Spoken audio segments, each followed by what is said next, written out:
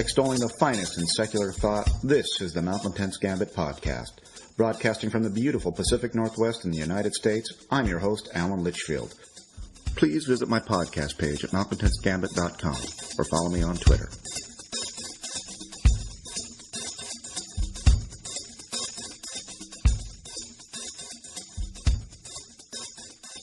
I'm sitting here with Peter Boghossian, a philosophy professor at Portland State University. Good morning, Peter. Good morning. It's a beautiful day here in Portland, Oregon. We have our coffees. I'm so happy that you're taking the time to do this podcast. I appreciate you having me on. Thanks.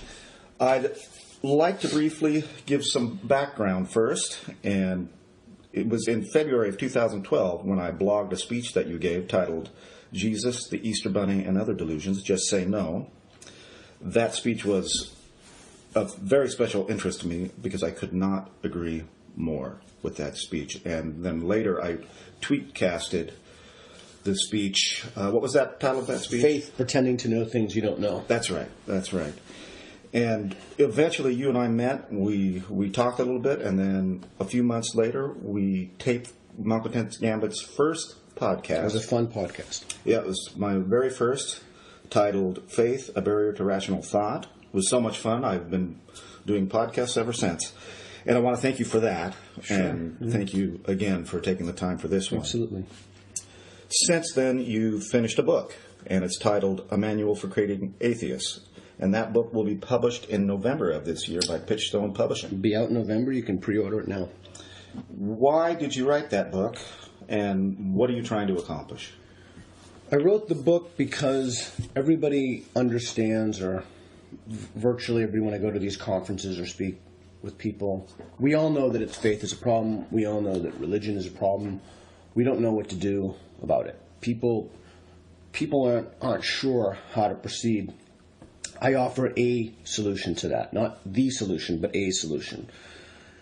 In one of the chapters, I talk about containment protocols, where how to stop and contain the spread of the faith virus. But I wrote the book to empower people with tools, conversational tools, so that they can talk people out of faith and into reason just by speaking with them. How bad is the problem? Can you give us kind of a diagnostic? The problem of faith? Of faith, yes. It's a catastrophe. I mean, it's an epistemic horror show on the nation level, the nation-state level, right? You have all of these, you have nation-states literally built upon the foundations of faith and ancient texts. On individual levels, people have dug themselves into cognitive sinkholes when they've misconstrued what's in their own interest, and then they've created conditions external to themselves based upon a process of reasoning that's unreliable. And we've heard people. We've heard people in the homosexual community. We've heard people just across the board. You know, these people of faith, they sit on juries and they use processes that won't, and they vote, they use processes of reason. They elect officials, some of whom are significantly worse than others, who have faith-based beliefs, and they try to institutionalize these beliefs. Rick Perry praying for rain, Michelle Bachmann, etc. So, when you look around and see that, when you see all the pseudoscientific, faith-based, illogical beliefs people utilize, how does that make you feel? I mean, do you get depressed, overwhelmed, frustrated? Opportunities. Mm-hmm. They're all opportunities to, and that's why people say, "Oh, your book is about evangelical atheism." The book isn't about evangelical atheism. The book is about education. And so, how does it make me feel? I'm an educator and a philosopher, and it makes me feel like this is an opportunity to help people to reason more effectively. And it's not that hard. It's job security, at least. Yeah, although I'm telling you, the good thing about this, you know, I can speak very freely now because I'm almost definitely not going to be at PSU next year. Mm-hmm. So, I mean, not that I couldn't speak freely before, but... Boghossian does not find an ally in what he calls contemporary academic leftism, which he says has institutionalized bad thinking and makes it difficult to eradicate faith-based beliefs. In a chapter titled Faith in the Academy, he writes that classical liberalism has been corrupted by some parasitic ideas, and this leads to the flawed academic leftism we have with us today. I asked him what some of these parasitic ideas are, and to explain what is wrong with what he terms contemporary academic leftism. The problems are vast, and it's Sean Faircloth used the term, and I fell in love with it, an affinity ghetto. It's like an affinity ghetto. when people have the same beliefs, so any beliefs is independent of those beliefs, and they hang out with other people who have those beliefs, not only does it increase the confidence value people have in those beliefs, but people start to think that those are the beliefs that they ought to have. Contemporary academic leftism has been one of the things that it did is it turned an epistemological critique, a critique about how people reason, into a moral taboo. You ought not to do that. And so relativism, to answer your question directly, relativism, multiculturalism, tolerance, tolerance, that's a little slightly different, but so those are values that have latched on to this current incarnation of contemporary academic leftism. And the idea of tolerance has been cantilevered from ideas, from people to ideas. And so one of the things that you see happen is just as different people can coexist as different cultures, so too can different epistemic systems coexist when they're not attacked. Mm-hmm. And so contemporary academic leftism provides almost a shield and says, well, it extended the concept of dignity from people to ideas. So it basically, I hope that wasn't a lot of academic speak right there, but it basically extended the idea that one shouldn't criticize different epistemic systems. One shouldn't criticize, just as one shouldn't criticize, for example, immutable characteristics like skin color, height, or eye color. So too one shouldn't criticize epistemic systems. And so one of the consequences of that is the faith virus was allowed to flourish. Superstition, nonsense, radical subjectivity were all allowed to flourish. And an entire generation of students is now taught to not make judgments about things that really matter. They're taught to withhold judgments. Yeah, the one idea is epistemic relativism, which is basically summed up, whatever's true for you is true. Right. My question is, I think an interesting question is, who decides what the best epistemic process is? Who gets to decide that? Well, part of what the contemporary academic leftists have done is that's the relatives, that there's no basis by which one can make a judgment about that. And so they say, well, you're a white man situated, you have privilege, so you can't judge these other epistemic systems. I mean, that's just completely not. That's total. And they themselves don't believe that, right? I mean, if they believe that, then when their kid got sick, they'd just as likely assign them to, or have them go to the witch doctor as they would to OHSU, the Oregon Health Science University. So I think part of the problem of contemporary academic leftism is it provides it almost institutionalizes these cultural mechanisms to prevent professors from discussing these ideas with students. And I can tell you that's unbelievably condescending to people, particularly Muslim students. It's unbelievably condescending to them.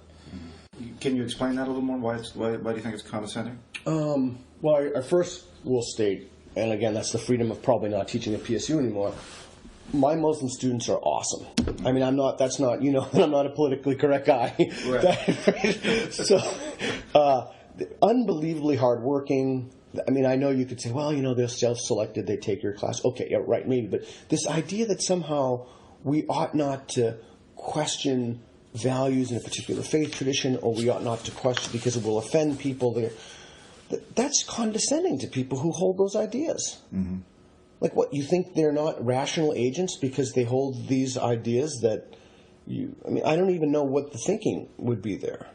Is it that we can say that some of their ideas aren't rational, but they are rational agents. Yeah, they're a Muslim student, just like a Catholic student or just like a Buddhist, is perfectly capable of having a rational discussion about any. I mean, they're no less or no more capable. And that weird idea, that's just so condescending.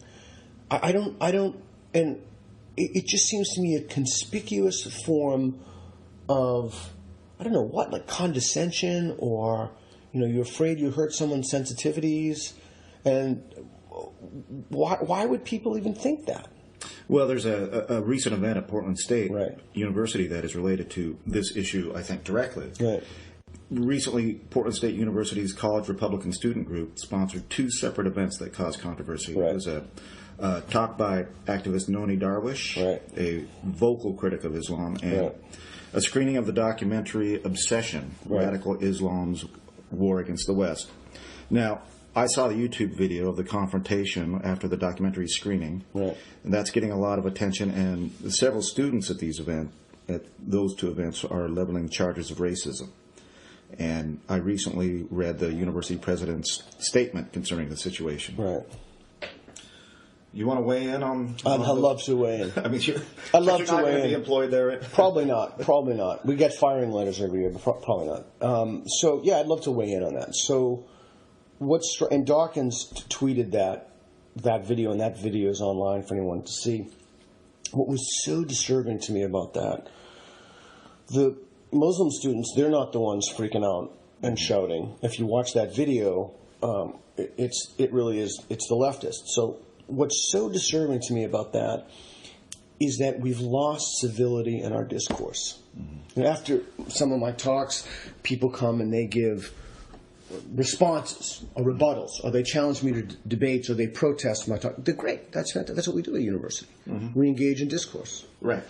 Very civilized. If you don't like what someone says, then, if you can put on your own film at the same time, or you could put on your own film afterwards, or you can challenge people to debate, or you can. Mm-hmm. But the very idea that you need to censor speech that you don't like, that you need to rip down posters that you don't like, that somehow you're the best judge of what other people should think or hear, that's not a university. Mm-hmm. I mean, that's not the idea of teaching a philosophy education class. We talk about what is the idea of a university.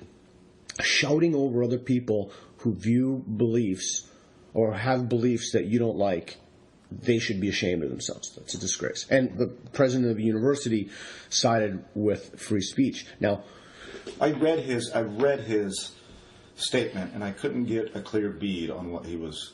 It did sound like he was siding with free speech, but then it was written in such a way, right? It was written. I thought it was too vague. And I can understand why he was being very he was being political. You just put your finger on it. He has to be politic about these things. Yeah, but he did side with free speech. I mean, he's not saying don't do it. Right. It was just a weird letter. But I mean, even think about that. And I remember when I was in college, people were upset about the CIA coming on campus, recruiting people, etc. And the kids carried pickets and the banners, etc., but there was no shouting over people but that idea, even within that, is that, think about that then, is that the property of dignity has been extended to ideas. Mm-hmm. If you are a Muslim, there are sets of ideas that you hold. That's not you. Here's how we know it's not you, because there's apostasy. So those are not immutable characteristics of people. You can change those ideas. Yeah. So here, look, I do not think that this is complicated. Here is the formula that I propose. Mm-hmm. And I'm not a lawyer. I don't know. But I believe this has some basis in the law. Mm-hmm. If something is an immutable property of a person, lay off. Don't touch it.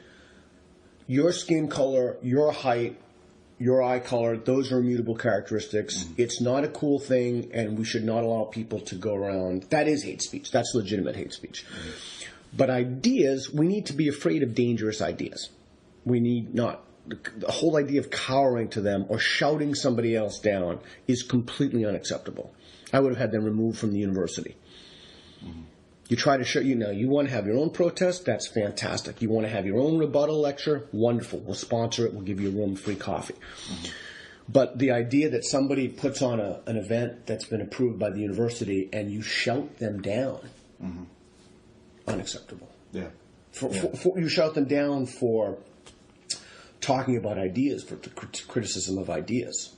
Well, they were able to watch the documentary. It was after the documentary that they came in and started the ruckus and basically chased everybody out of the room. Is that what happened? I wasn't. That's what I saw. Yeah, I wasn't there. I can't speak to it. I had a student, here's another incident. I had a student in my philosophy education class who came up to me and he said, I'm a Christian. And I just, every time someone says something, okay, where's this going to go? And he started talking. So in other words, he was looking for me, for sympathy, for his. He was kind of some kind of an ally in free speech. I'm not really sure, but that's how he started the conversation. And he said he's meeting with the dean, and he's graduating. And right from the beginning, he said that there were problems with people and ripping down the flyer. I mean, even think about ripping down the flyers. Who are you to rip down these flyers? Mm-hmm. Now, some would say, well, that's the pictures that we used to have of, the Japanese as monkeys.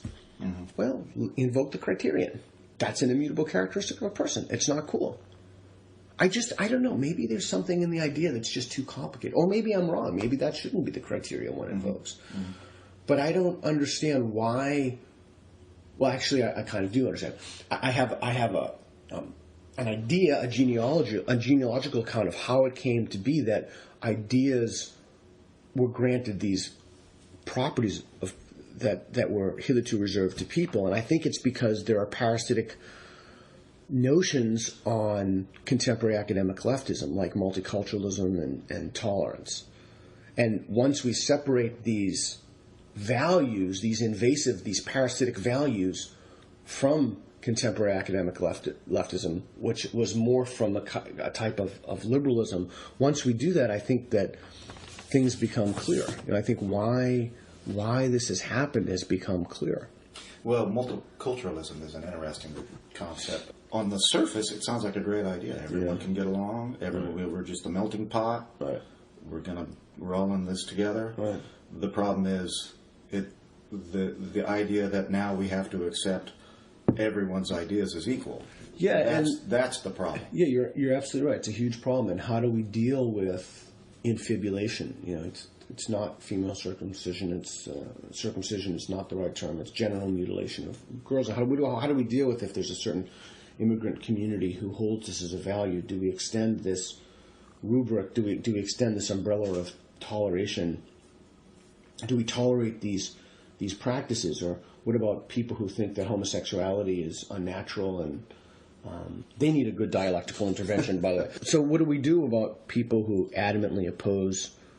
That's why we have a constitution, to protect some basic rights and freedoms people have. But it's a problem. A lot of those things are just cultural, and some of those are faith-based. But the idea then of multiculturalism, I think, depending on what people mean by it, if it means tolerating the crazy silliness, epistemic nonsense, and cultural diversity that people have, well, that's just silly. Yeah. Well, the Portland State newspaper, Vanguard. Yeah. I think they reported that a Muslim woman had her is it hijab? Yeah. Ripped off her head. Right. I don't know if that's true. It was just that seemed like secondhand reporting. But if that's true, I would not condone that at all. Oh, absolutely, completely unacceptable. Absolutely, positively, 100% acceptable. And not only is it unacceptable, and not only should they be removed from the university, they should be punished the maximum extent of the law. Oh, I totally whatever prison term or whatever is appropriate for that. Yeah, I think that's obscene. But I think I've never heard of anything else like that. Have you? No, haven't. Yeah, I haven't. And so there's always one crazy guy who's doing crazy things, and right. But we need to make sure that not only that we create a culture where people feel safe, but that we use the mechanism of the law to enforce that. Right. So you or any kind of I would argue any kind of hate speech should be covered under that umbrella as well. You refer to the act of talking someone out of their faith as street epistemology. Right. These are social interactions at the person-to-person level, right. Many inoculations, interventions. What is the best way to start one of these sessions? With sincerity. Somebody will say something to you, or you'll be in a conversation, and then something will creep in, a faith comment will creep in, and then you proceed with sincerity. It depends. Sometimes people will approach you to proselytize to you about whatever their superstition is, and sometimes they'll just come up in conversations with family members or friends, and then that's when you can have a sincere, honest discussion about faith. Do you approach people, or do people generally approach you? Well, now everybody approaches me. Well, you told the story, I think at your last speech, you told the story about when you fly alone, you pick the middle seat. Right. They give you the opportunity to talk to someone on either side if you notice they're reading a Bible. That's exactly right. So those are all opportunities. And you see those shades right there? Mm-hmm. The woman who does those shades is a Jehovah's Witness, and Whenever she comes over, I take her, we sit in the living room, and I begin the intervention. Does that ever... Don't you ever get burnt out or tired? Never. Never? You just enjoy that? I just love it. I just love it. And people, it's funny, there are only so many things people can say. Mm-hmm. I guess it's really cool when the light bulb goes off, when you just see someone just kind of stop and pause and ask themselves if it makes sense. I find that unbelievable. I really, truly, from the bottom of my heart, I found that unbelievably rewarding. Mm-hmm. Well, how do you keep the energy levels up? How do you keep besides our coffee here? Yeah, besides our unspiked coffee here. Yeah, well, I used to work for a long time in evaluating teachers, not at PSU, but I did literally thousands of them, and I learned a lot from that. One of the things I learned is that when you want to design a course, people have this idea, we have to deliver these content objectives, these deliverables. Mm-hmm. Not really. I only, in my classes, I basically only teach to my passion, so what I'm really interested in. So to me, it's always fresh, it's always interesting, and it's easy to keep your energy levels up if you're passionate about the thing in which you're engaged, the subject. So that's never been a problem. When you get into a conversation with someone about faith, what is the best way and the easiest and quickest way to diagnose where that person is at? That's a great question. In their thinking, cognitive process. I can tell you've read the book.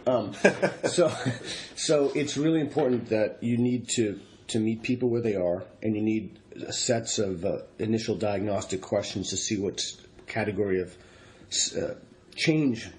stage of change one is in. And so there are lots of little questions like, what would it take for you to change your belief about X? I used to do that with religion, but now I use that. Matt McCormick, that's his idea. I've had that idea for a long time, but I first saw it written on his blog.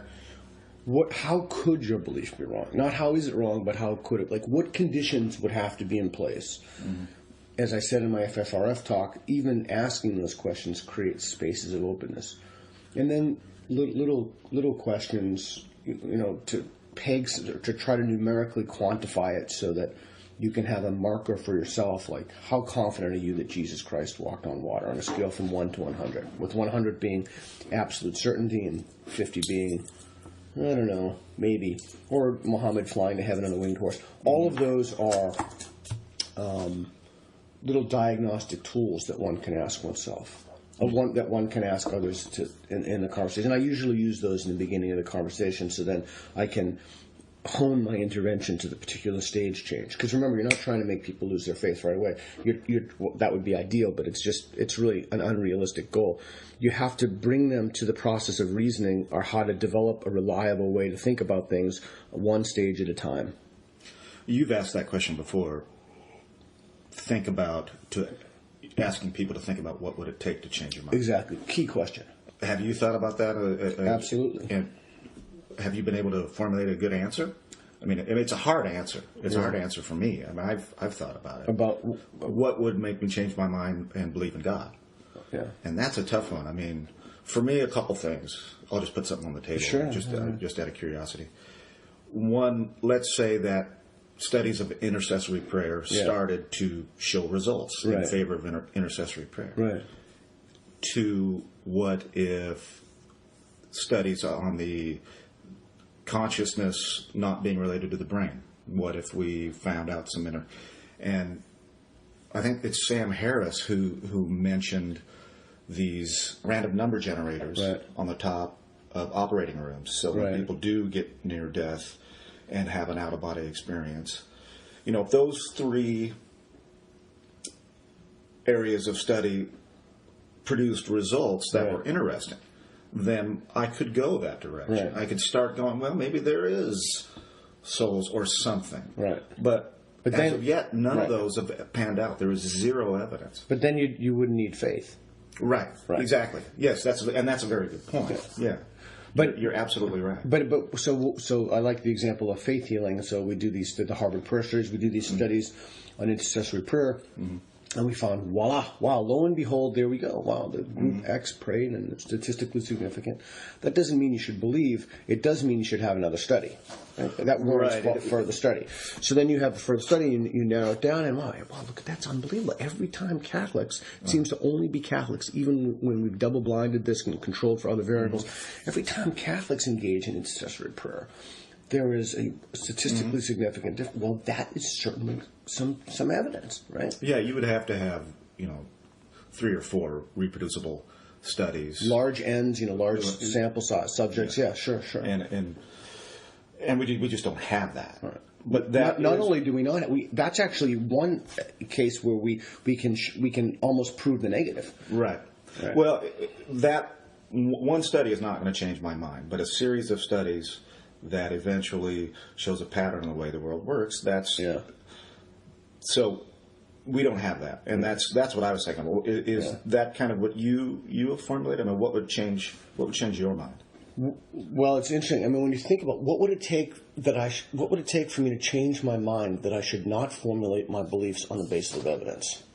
Wow. Now, that's a different question from what would it take for me to change my mind about any given proposition. Like, oh, I see. Yeah, exactly. Okay. And just to go back to the Harvard Peirce study, and those Peirce studies, Matt Thornton said something really interesting to me about. He said, that's crazy. Like, why would anybody do a study on that? It's crazy. You wouldn't do a study on whether or not the Easter Bunny was real, right? You wouldn't do a study. So it's a really interesting thing to say. And the other idea is that you're not going to. What are you trying to prove with this? You're not going to change anybody's mind who believes in intercessory prayer. True. Yeah. True. So my response to that was, I think his objection is very, very. A very good one. It certainly made me think. But I do think that if people want to do these sorts of studies and that contribute to the field of knowledge, of the corpus of literature on this, then I think that they're legit. But I do acknowledge that that's money spent away from other things. For those of you who don't know, Matt Thornton is a martial arts athlete, trainer, and founder of Straight Blast Gym International. He lives in the Portland area and actively works to remove delusion, superstition, and bad thinking from the field of martial arts. Later in our talk, Boghossian mentions Bernie Daylor. Daylor is a Portland atheist writer and debater. So what would it take me to change my beliefs? Well, it depends on the specific thing. It's a really interesting question. Like, what would it take me to change my belief on the basis of faith? To adopt a particular faith, so it couldn't be that Jesus comes down or some apparition comes down in the back, like we're looking at the back. There's some apparition that comes down.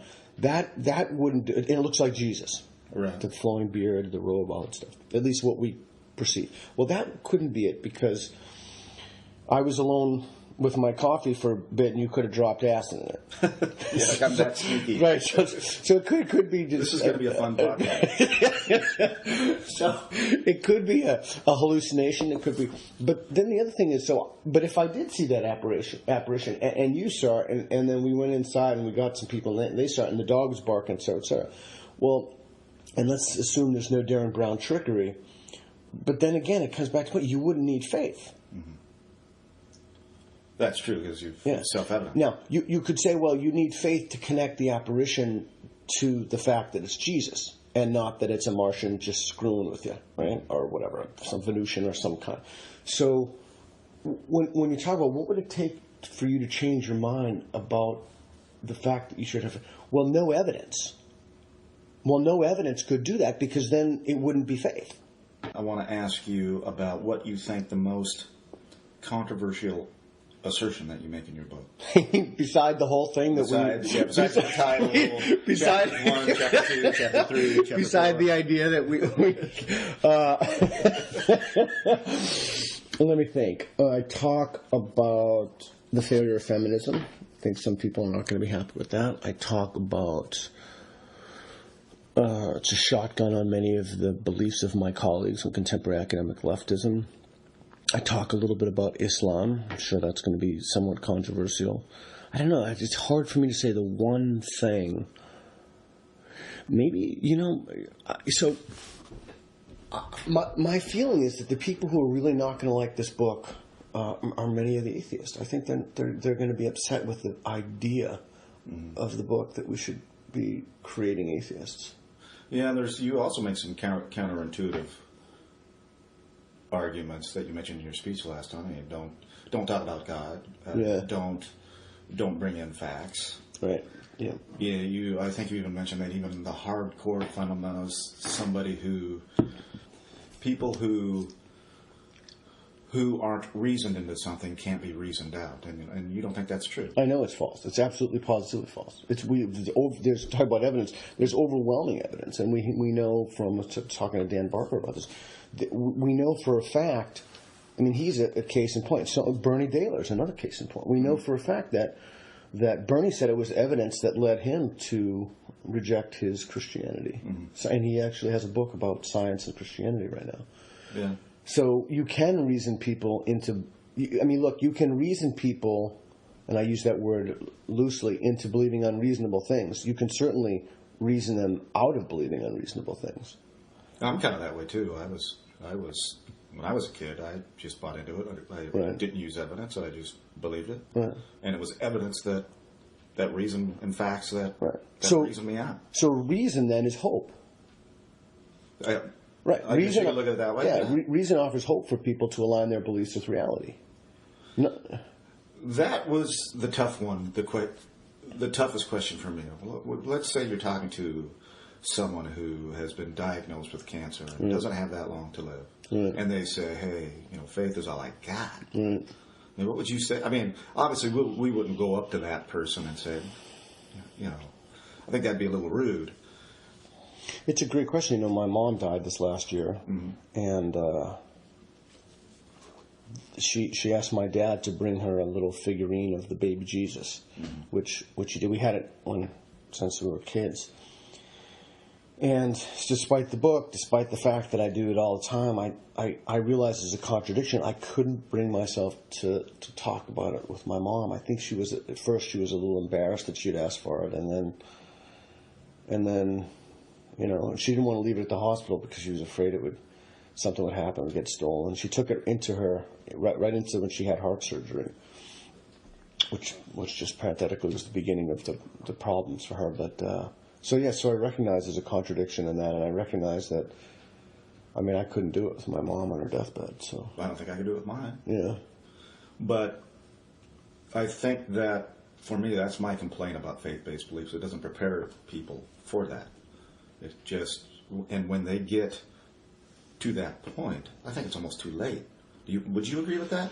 I mean, you can't. I don't know if it's ever too late. I mean, it's tough to say. I mean, I don't think. I mean, the word "prepare" is interesting. Having a delusion doesn't really prepare you for anything. Having a way that's not reliable to know reality doesn't really prepare you for anything. I mean, by definition, it doesn't prepare you because you've misconstrued external conditions. It anesthetizes you, is what it was. It anesthetizes you. Yeah, and it takes away your sense of wonder. It takes away your sense of wanting to know what's true, what's really there. I mean, the whole thing is just really is tragic when you think about it. When you really stop to think about it, faith is a tragedy. And kids are epistemic victims. We're perpetrating this on communities of people. We're telling them that there's a virtue in having this way of reasoning that and the things that they reason will be true, but that it's just not. We know that's not the case. What about running the script for someone who does not utilize faith and is in the same position? What do you mean? Someone who, let's say, someone who is terminally ill and they don't have faith. How do they cope? Someone who knows they've got 30 days to live. How does anybody cope? I mean, you cope by the very fact that avails itself to us as an opportunity is even more reason to live a good life. Right? It's even more reason that when you're at that stage in your life, you reflect back and you say, my dad used to say to me, make sure you put in more than you get out. I think it's a good rule. What have you done with your kids? How have you been in your life? How have you treated people? Isn't that the best coping mechanism to make sure that when you die that the world is better off? And we all have our own contributions. My contribution, hopefully, is besides the parenting thing, is and the teaching, which is part of it, is to just nudge the world into a little more sanity and a little less craziness. Yeah, well, I think Christopher Hitchens could be a good recent example, too. I mean, he knew he was going to die, and he would cry about not having faith and say, I need faith, I need delusional beliefs to sustain. I mean, he had his writing. So I guess you could turn to art or whatever. Or maybe you don't even have to turn to anything. Maybe you just live in what Sam Harris calls, the perpetual now. Yeah. I'm looking forward to his book, by the way. I can't wait till that comes out. Where do you go from here? So you recently spoke at Imagine No Religion 3. Right. And how did that go? How was your speech received? Well, you have to ask the people who heard the speech. I noticed that the Kamloops paper, you've gone back and forth with the Kamloops newspaper. I didn't go back and forth with them. They published a series of articles, critical. And when I submitted my article to them, they did not, my response piece, they did not print it, which I thought was interesting. That, again, I mean, look, they're a private paper. They can print anything they want. But that's very telling to me. That's very interesting. They basically charged you with proselytizing. Is that correct? That you were basically encouraging people to evangelizing. Yeah, so that's the other misconception. But even if I was, I mean, there are entire institutions, bodies, corpus of literature that tell you how to convert people into a faith tradition. No one bats an eye at that. Right. I think it's education. We can look at it. We're trying to figure something out, counting, what have you. I need to make sure you know math, you have the basic skills. You need to, so we're on the same page. And I think that's a misunderstanding. It's not evangelical atheism. It's education, and that's the big misunderstanding. But if they were upset about the talk, wait until the book comes out, because I'm telling you, there's no question in my mind that this has a very real potential. I'm not saying this to sell the book. I mean, we went right to soft cover. We didn't gouge people on hardcover prices, etc. There's no question that empowering people with tools, either if someone proselytizes them or being with family members, has the very real potential of changing the tide and talking people out of silliness and irrationality. I mean, there's just no question. We see it all the time. It happens all the time. What about the Christian apologist who's going to get his hands on this book and do a counterattack and say, okay, they're using these methods. How can I counter? They thought about that extensively. I think you mentioned that. Yeah, I thought about that extensively. I don't think that teaching people how to think clearly can be a bad thing. I am somewhat concerned that we'll see this in seminaries and say, look, this is what they're going to do. But, Dan Dennett's talk was, and this just came across my Twitter feed too, was the largest percentage ever of people who go to seminary schools don't complete them. And they're actually official, offices or what have you. I can't remember the word he used, but that talk about people who have doubts or question, they have to go to this. So I think that's a possibility that some people will read the book and they say, hey, look, this is how they're going to try to talk you into reason. But in order to counter that, they're going to have to come up with some pretty extreme silliness. This is the devil's book. Boghossian is... The worst criticism I've heard of your book so far is that it's evangelism. It's atheist evangelism. Right. How is helping people to reason more clearly a type of evangelism? Well, we're not talking. I mean, I think when I hear evangelism, I think of people knocking on the door. Yeah, and that's not what you're talking about. Yeah, you're just talking about, at least as the way I understand it, is just starting to ask people questions in the daily course of your life. I mean, you may go a little farther than that, right, but you're not knocking on people's doors. No, I'm not advocating that, but certainly if people want to use the book and go door to door, I'm not going to stop. Whatever they do with the book is what they do with the book. I would think they would be being a little counterproductive, but yeah. I mean, I get that opportunity all day. To me, it's a matter of energy. Can I summon up the energy to have those kind of conversations with people? And you have kids too. And I have kids. Well, it's going to help me when I talk to my kids. All right. So I can utilize. So in that respect, and you even give some specific conversations that you've had, right, and you run through the Socratic method, right, which I found interesting. And that's just a way of. Well, you want to explain what the Socratic method is? Yeah, it's basically a way of asking questions of people. And the book, I list those conversations and exactly why I say what I say at every stage to help people to help themselves. So you're not imposing anything on anybody. You're not convincing. That's the other reason why it's not evangelical, is you're not convincing anybody of any belief. You're changing epistemologies. And that's a core, that's vital to understand. It's not about believing in God. It's not about going to church. It's about changing people's epistemologies. And once that's understood, the idea, once that's understood, coupled with the fact that faith claims are knowledge claims, everything becomes clear. So when someone makes a faith claim, they're claiming to know something. What is next for you? Where are you going from here? Books out in November. It's a good question. I'm going to TAM this summer. Super, super excited about that. It's kind of a dream for me. I've wanted to do that for a long, long time. Where's that at? Vegas. It's in Vegas. And what, do you have any idea what you're going to be talking about? Well, I said to someone asked me, what are you going to talk about? And I said, well, how to disabuse people of epistemological relativism. Someone said, what, are you kidding me? No one's going to be, don't even think about doing that. So I don't know. I think I might do a version of the INR 3 talk. I don't know what I'm going to talk about, but the theme is how to, fighting the fakers, practical tools. So yeah, I'm thinking I might do a version of the IR 3 talk. I'm not sure yet what I'll talk about. I don't know what's next for me. Budget cuts are pretty extreme at PSU, and so my prediction is that they're going to move everybody in my position to an adjunct workforce. I have a feeling that that's going to happen very soon. I got my contract renewed for 1 more year. I don't have tenure, and I don't have any possibility of getting tenure ever, independent of my publication record. So I thought about maybe a position in another university. I thought about another book. But I think what's immediate, what I want to do is we started this community partnership with the JREF, which I'm super excited about. They supplied the content for the science and pseudoscience class, and DJ Grotti came in and spoke to my class, which was great.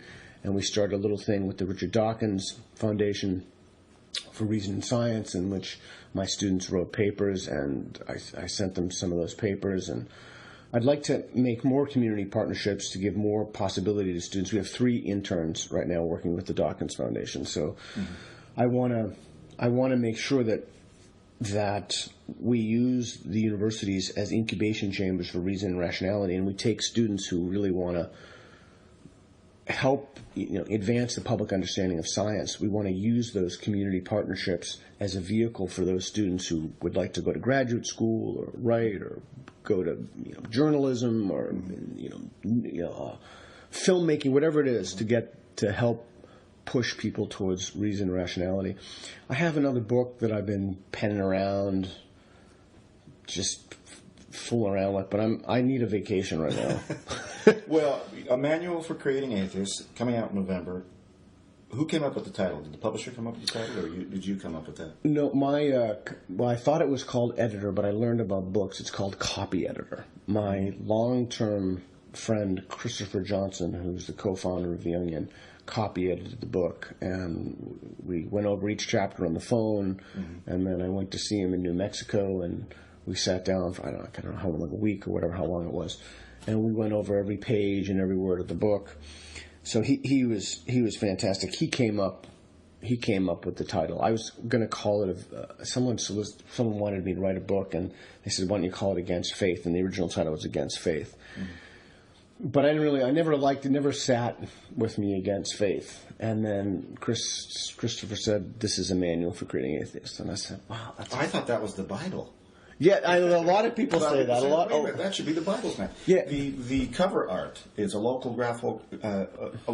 graphic designer, young kid, right? He's a young kid. He's in my class. He's fantastic. It's a riff off of Anarchist Cookbook. We took the same style, more or less.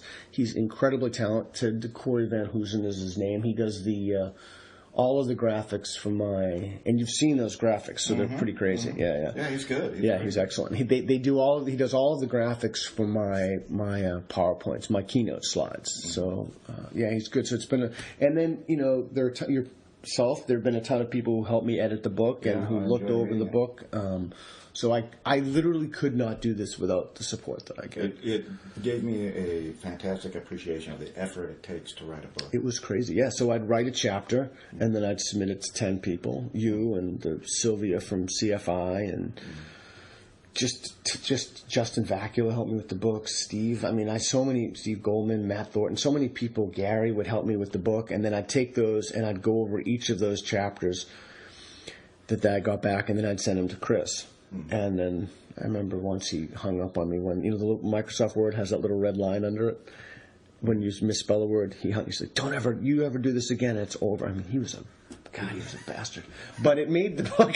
My biggest suggestion was I need more pictures. Right. The charts and the graphics and stuff? No, I want more pictures. I just want big, huge, full color pictures. Yeah. Too many words in this book. Yeah. No, yeah. I really enjoyed the book.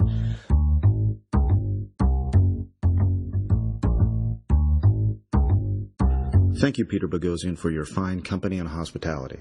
I assure you that I did not spike your coffee with acid, but I do have some outtakes of our podcast that I'll turn over to you for a small fee, cash only.